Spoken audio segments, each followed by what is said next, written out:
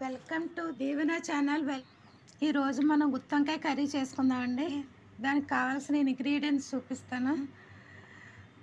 ధనియాలండి, జీలకర్ర, అల్లం వెల్లుల్లిపాయలు, పుచ్చపప్పు, ఉప్పు, కారం, పసుపు, ఉల్లిపాయ ముక్కలు, పచ్చిమిరపకాయ ముక్కలు, వంకాయలు తీసుకున్నానండి.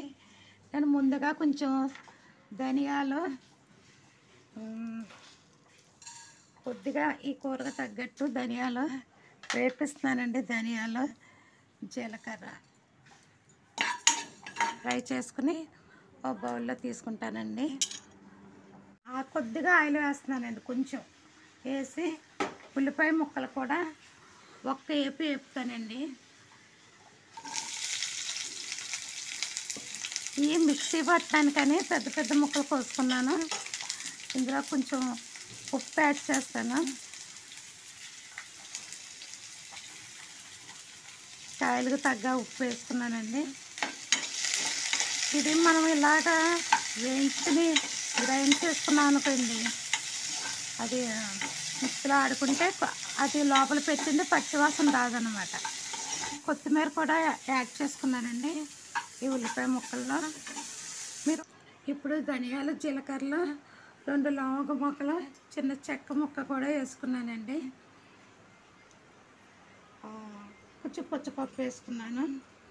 ఇవి మెత్తగా గ్రైండర్ పట్టుకుని ఉల్లిపాయ కూడా వేసేసి పేస్ట్ చేస్తానండి. ఇందులోను కారం యాడ్ చేస్తున్నాను. పసుపు కూడా వేస్తున్నానండి.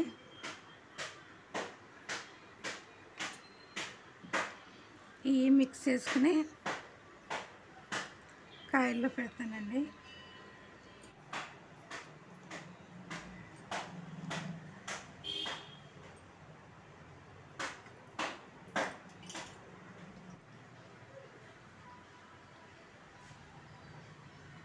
కొంచెం గుత్తొంకాయ కర్రీకి ఆయిల్ పడుతుందండి. నేను కొంచెం నెయ్యి వేసుకుంటానండి.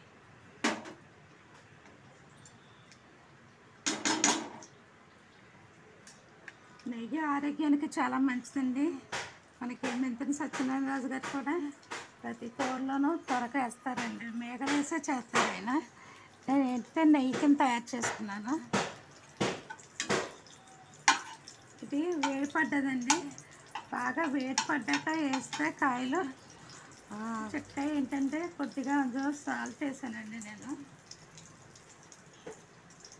కాయలు నూనెలో వేస్తున్నానండి.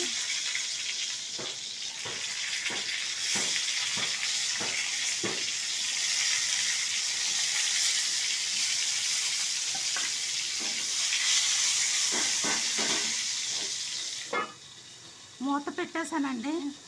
అంటే త్వరగా మగ్గుతాయని మూత పెట్టేశానండి.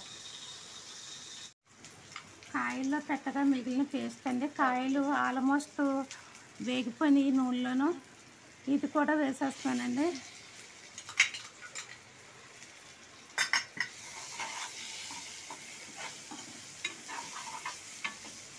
ఈ ఉల్లిపాయ ముందే మగ్గిపోయింది కాబట్టి మనకి పచ్చివాసన అనేది రాకుండా కూర పర్ఫెక్ట్గా బాగుంటుందండి. మీరందరూ కూడా ఒకసారి ట్రై చేయండి, చూడండి, సబ్స్క్రైబ్ చేయండి.